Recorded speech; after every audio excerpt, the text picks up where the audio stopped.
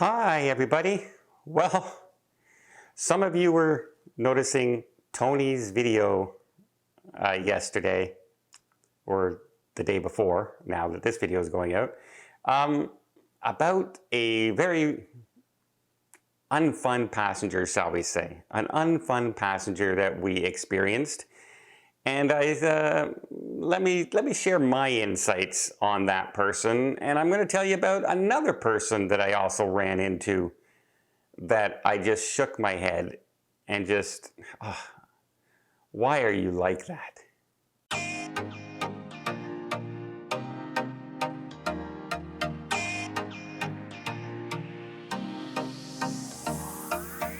So if you watched Tony's video on La Lita Loca on the 14th, he talked about his experience running into let's just call her the nasty lady. And I'm just going to call it because it seemed like her attitude was just like that. So yes, we got up early that day. We were the very first tender to head to shore. Well, decided to take advantage of my first sweet perk on this entire trip on the last day of our excursions. And I got a call last night saying, hey, you haven't been using the priority tendering. And I said, no, I haven't. Well, come on down to Vine and she'll get us on. So the lovely lady met us, escorted us all the way down the minute it was open. We're on the very first shuttle here. And so we're hoping to get in and get some last minute tours that we goofed up and didn't book. So let's see how lucky we are. Because we needed to get ashore to try and see if there were any excursions left that we could book on shore. In Greenland, there are hardly any excursions and they fill up very, very fast. So when a cruise ship is in town, there's a very limited amount that we could do, and we really wanted to go out and see the icebergs and give that a shot. So we were lucky, we were able to do it and everything, but while we were sitting there, we always like to try and get up on the top deck so we can view, get some shots of the tender going in or the tender loading. Plus the fresh air is always nice to wake you up in the morning. And yes, we squeezed in, the lady was there, and as we were passing her just to sit down, she was just saying that, yeah, look, there's only one person on that other tender. The tender hadn't even left yet. It was still sitting behind us. There's only one person on there. That's the staff captain, she said. That's the staff captain on board. And I said, oh, okay, great. Staff captain's on a tender. I don't care myself, but as the tender pulled away and started to head towards the iceberg, that's when she started. That's right. That's when she started on the abuse of power. Typical of Princess, spouting how they're environmentally friendly, yet they're wasting the diesel fuel and they're polluting the system and they're polluting the environment, so this staff captain can abuse his power to take a tender out by himself around the iceberg that was right there in port. And you would think that would be it, right? But no.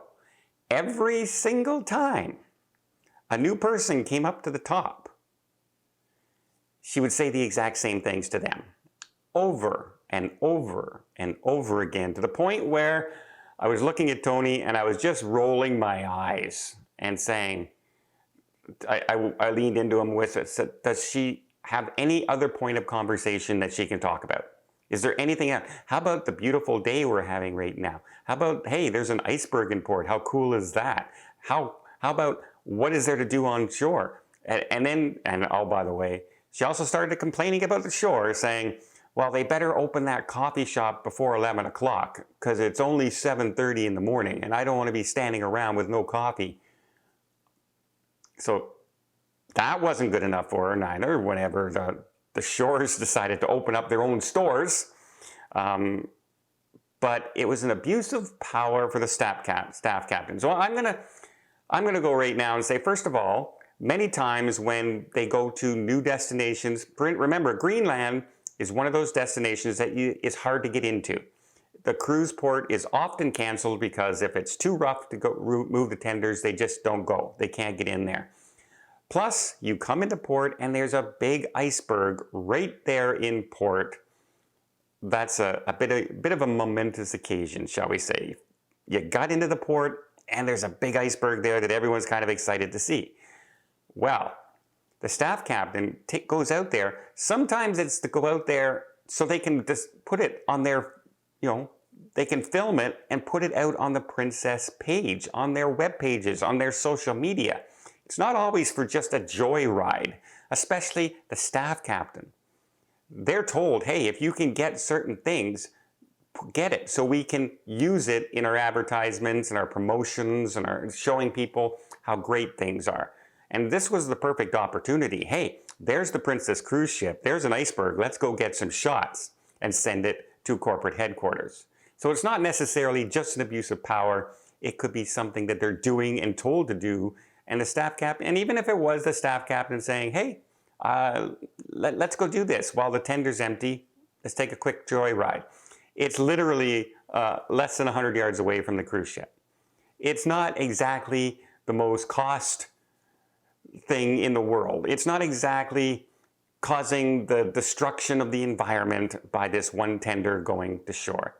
And by the way, she was quite upset when we didn't go the same direction that the staff captain went. We took the shorter route into port. In other words, we didn't go around the left-hand side of the iceberg. We went straight to the port. And she was upset that we didn't go around and were able to shoot the iceberg. So it's not okay for the staff captain to waste fuel and everything for Princess to do it. But it would have been okay if they would have done it for the 100 tender runs that they do to go to shore back and forth, to go the longer route and waste the environment and the energy and the fuel, etc. And I just went, whatever. All right, whatever. Just let me off this ship, tender, so I don't have to listen to this lady anymore. And then, as Tony explained, we were in the open air museum, and I was, I'd say about 40 or 50 feet behind Tony, because Tony is talking into his thing and I'm taking shots, and we don't want to hear each other in voice. So we stay a certain distance away from each other while we're recording and doing things. And we're always trying not to get too many people in our shots. We're trying to just film the area, show people the highlights, etc. And I heard her interaction with Tony at the one house that was there, and how she was saying, don't film me, don't film me. And I heard Tony, Tony was wondering, I wonder if I said it kind of snarky towards her.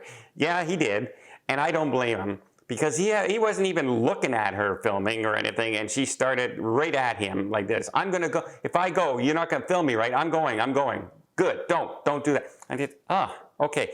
And I was heading in that direction, and I just said, no, I'm turning around. Because if she starts yapping at me, I'm not as polite as Tony sometimes when people are rude. And I just didn't want to deal with it. So I turned around and walked back to this observation post where we could climb to the top of this building. There's a staircase going up. It's a very steep, and you can get these beautiful shots of the town and the church, etc. And there was already some people up there. It's like a square, right, up on top. It's not very big. There's a flag in the middle. So I was waiting while the people were up there. I was just sitting down below, and I was standing there holding my phone, not even filming anything, waiting. And then I see the lady come over, and she's through these two houses, and she's standing over there. And she's just standing there. And I'm sitting there just waiting for these gentlemen to come down. And, they're doing their shots. They're posing for pictures from people down below to take the picture and everything. And I'm just not even filming anything at that point. And I see her husband walked up, at least I'm assuming it's her husband, walk up to her and everything. And she looks over at me and goes, he starts to, like, are we going over there? We're going to go up there? And she's, I'm not going over there. He's filming things. And I'm just going, first of all, no, I'm not. Second of all, oh my God. I mean, is this Elvis Presley that doesn't want to be filmed? Who are you that you can't be accidentally shown 80 feet away in a blurry background of Do you think we're walking up and interviewing you, of all things, right? And I just shook my head and laughed to myself. Oh my God, imagine living your life like that. Because I could hear her yapping at her husband the whole time off in the distance. That's why a lot of my videos are voiceover in that day, because she was yapping the whole time and you could hear it. It's like there's nobody else around, right? I just shook my head. And then let me tell you about this other person. So when they're loading tenders, they want to fill them up as much as possible, right? There's 2,000 people trying to get off the ship. They're all lined up trying to get ashore. And we get on, and behind me, when you get on, you move over so that people can sit in and squeeze into these rows. It's like bench seating. And I see this guy behind me, and there's like almost 2 full spaces beside him available. And they're asking people to, move over, make room for everybody. And he just bluntly said, I'm not moving over. I need my space. I don't need to be crowded in here. I'm not moving anywhere. And I turned around and looked at him, and he's, about 60, tall, he's fit, he's thin, and he's taking up 3 people's spots. And just as rude and self-centered as that. Meanwhile, they had to stop people from loading, because the crew's not going to get into a yelling match with somebody about moving over on a tender. They're not going to get into that situation. But there's people that were at the tender, ready to get on, and they had to make them wait for the next one. The couple could have came on and sat right where he was. But no, he was too self-centered to move over and let some other person sit down. Those are the people, so these 2 people I wish never to see on a cruise ship again. I hope I never run into them again. The one where everything is wrong and everything is horrible. Why are you cruising? Everybody's nasty. Everybody's doing something wrong. Everybody's interfering with my world, my self-centered world. Oh my God, please just don't cruise anymore. Let's just stay home and watch TikTok. Because I don't want to see you or hear you, especially hear you, on a cruise anymore.